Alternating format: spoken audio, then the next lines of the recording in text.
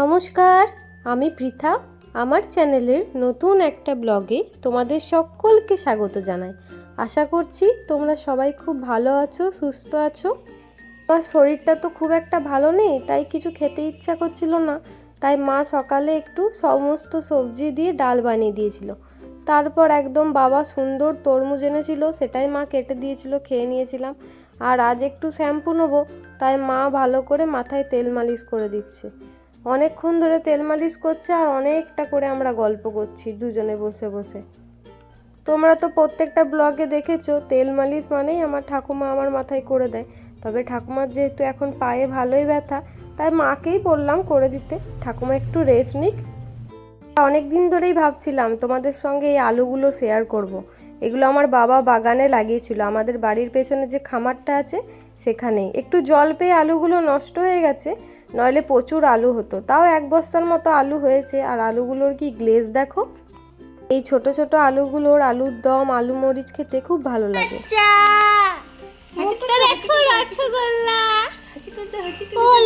আর টিপনা এখনই কিনতে দেবে, মা নেই এখন। কি ভালো লাগে দেখো মা, কত নরম। ওলে বাবা, দেখবে দরজায় মাথা ঠোকা যায় না, মাথা ঠোকা যায় না। নন্ন বাচ্চাটা তো নন্ন বাচ্চা। আমার নামটা খুব ভালো লাগে। কত মিষ্টি রসগোল্লা। তুমি কি খাবে? তুমি চকো খাবে না বিস্কুট খাবে? কি খাবে? ওলে বাবা, তুমি আলু ভাজা খাবে? মা কত সময় দেখছে দেখো মা রান্না করাটা। দেখতে পেলাম মাম্পিদি নিয়ে দাঁড়িয়ে ছিল, আমি কোলে করে নিয়ে চলে গেলাম। বাবারে, জানি তো তুমি চট খাবে, ওই জন্য তুমি নিয়ে গেছো। মা মারো না আমাকে, আমি নরম বলে দেখাচ্ছি, তাই করছো আমার সঙ্গে। দেখো তাই করছো। দেখবে দেখবে মাথায় ঢোকা যায় না। কি বুঝতে পারে, উ করে বুঝিয়ে দিল ইশারাতে। চুপ পুরো। পেপে এ কোথায় নিয়ে যাবে? ওই দেখো, এই ধান্দা। চলো চলো। বসবে না, ও দাঁড়িয়ে দাঁড়িয়ে দেখবে। ই বাবরি কি চালু।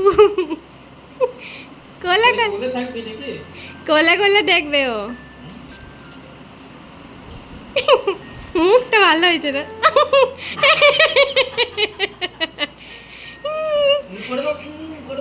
ইমা কেমন করলে বাবা, চুল খেলে তেমনি করছে। এদিকে এদিকে।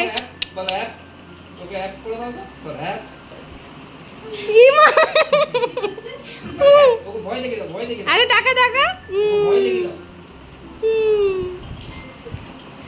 তো স্নান করার আগে একবার মিষ্টির দোকানে গেছিলাম, আমার বাড়ির পেছনে যে মিষ্টির দোকানটা আছে সেখানে। তো সেখানে গিয়ে এই পুচকুটার সঙ্গে দেখা হয়ে গেল, তাই একবার বাড়ি নিয়েও চলে এলাম। আমার মা বাচ্চা ছেলে খুব ভালোবাসে, তাই ছোট থেকেই ওই ছান্দা বাঁধার মতন যেখানেই বাচ্চা পায় মায়ের জন্য বেঁধে নিয়ে চলে আসি। মা একটু চটকু পটকু করে, তাতে আমার যে কি শান্তি লাগে। তারপর স্নান করে, আজ তো বৃহস্পতিবার, দেখি মা এদিকে খাবারের জোগাড় করছে। আর আজকে যেহেতু বৃহস্পতিবার, আমার খুব একটা ইন্টারেস্ট নেই দুপুরের খাওয়াতে, তাই মাই বলল আজ ভাত খাইয়ে দেবে। তাই আজকে মেনুতে হয়েছিল চচ্চড়ি, ডাল, এঁচোড়ের তরকারি, গরম গরম পটল ভাজা, আর আলু আর ডাঁটা দিয়ে পোস্ত, আর তার সঙ্গে ছিল আমের সর্ষে দিয়ে ঝোল। নিরামিষ হওয়ার কারণে আমার দুপুরের খাবারে খুব একটা ইন্টারেস্ট ছিল না। তবে আমি যেহেতু এখন বাইরে থাকি, ছোটোবেলায় যখন থাকতাম বাড়িতে, মানে ক্লাস 12 অবধি, তখন বৃহস্পতিবারটা পালন করতাম। কিন্তু এখন যেহেতু বাইরে থাকি, কী যে যত্ন, বাড়ি এলে তখন আমার কোনো দিনই বৃহস্পতিবার, শনিবার, সোমবার কিছুই হয় না, প্রতিদিনই আমার আস। কিন্তু আজকে আমি মাকে বললাম যে কালকে একবার মাটন খেয়েছি দাদার বাড়িতে গিয়ে, আজ সকালেই তো বাড়ি ফিরেছি, আজ একটু হালকা খাই। আর নিরামিষই হোক আর যাই হোক, মা খাইয়ে দিলে তো সেই খাবারটার টেস্ট অন্যরকমই হয়ে যায়।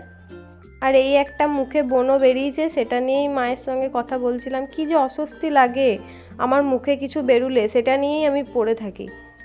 আর এখন তো অনেক দিনই হলো বাড়ি থেকে বারাসাত চলে এসেছি, আর এখানে এসে যখন এই ব্লগগুলো এডিট করতে গিয়ে ভয়েস দিচ্ছি আর দেখছি মা আমাকে ভাত খাইয়ে দিচ্ছে, কি যে মন খারাপ লাগছে।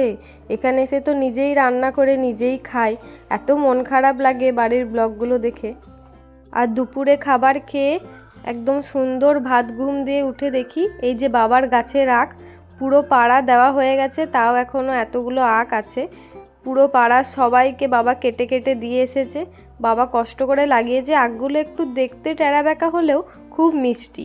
তবে মেয়ের তো দাঁতের জোর নেই, তাই বাবাই ছুলে দিচ্ছে। আগে দাদু ছুলে পিস পিস করে রাখতো, এখন সেই পাটটা বাবা নিয়েছে। গাছের আখ খাচ্ছে।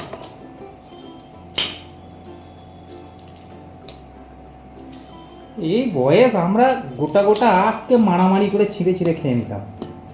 আমিও তো খাচ্ছি ছাড়িয়ে। আর তোদের এখন যা অবস্থা,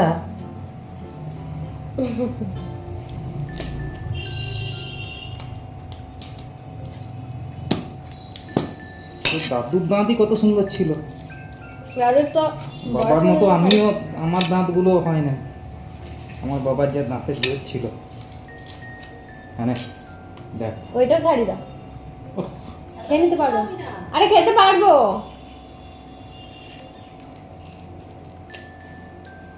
এটা ছেড়ে দে, নাহলে এটাকে ছাড়িয়ে দিচ্ছি।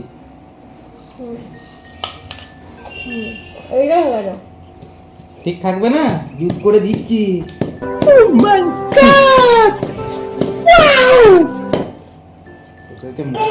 এই একটাকে নিয়েছে, মোটা দেখেছে নিয়েছে। এটা রসালো হবে একটু, এটা মিষ্টি ছিল কিন্তু তোর তো জোর নাই। আমি একটা নিজে ছাড়িয়ে ফেলছি।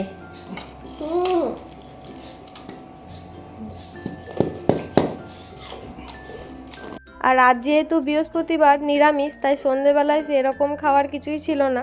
তাই মা সুন্দর করে আলু দিয়ে, আদা কুচি, লঙ্কা কুচি দিয়ে বড়া ভেজে দিচ্ছে, আর সঙ্গে পাঁপড় ভাজা। সারা দিনটা যখন নিরামিষ খেয়ে ভালো মতন পার করেই দিলাম, বৃহস্পতিবারে আর রাতটুকুর জন্য আঁশ খেয়ে আর কি করব, সেই জন্য আর খেলাম না।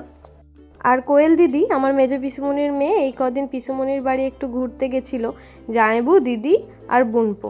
তো মেজো পিসুমনির বাড়ি থেকে আজ ফিরছিল বোলপুরে, ওর শ্বশুর বাড়ি। তো আমার বাবার দোকান হয়েই গেছিলো, বাবার সঙ্গে একটু দেখা করে। পিসুমনি আমাদের জন্য এত ফল পাঠিয়েছে। আর প্রতিবারের মতো দিদি ছোট থেকে এটা কোনো দিন ভোলে না আমার জন্য চকলেট আনতে। আমি যদি বাড়ি নাও থাকি, বারাসাতে থাকি, ও যদি তখন আমার বাড়ি আসে, তাও আমার জন্য অনেক কিছু জিনিস আনে। কোথাও ঘুরতে গেলে আমার জন্য কিনে আনে, তো এগুলো বেশ ভালোই লাগে। আর এই যে অনেক দিন পর ঠাকুমার পাশে শুয়ে শুয়ে এখন টিভি দেখছি, একটু পরে পড়তে বসতে হবে। আর কোয়েল দিদি যে ডেয়ারি মিল্কটা দিয়েছিল, সেটা এখন খেতে খেতে একটু টিভি দেখছি। ঘরে এলে তো খাওয়ার শেষ নেই, যেন নারায়ণ সেবা হয় আমার।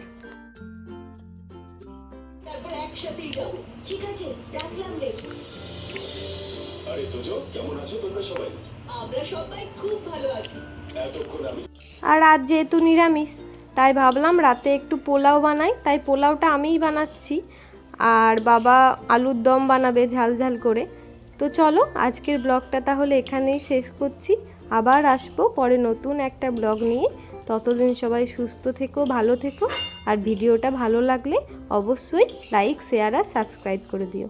আর ভিডিওটা কেমন লাগলো অবশ্যই কমেন্ট করে জানিও।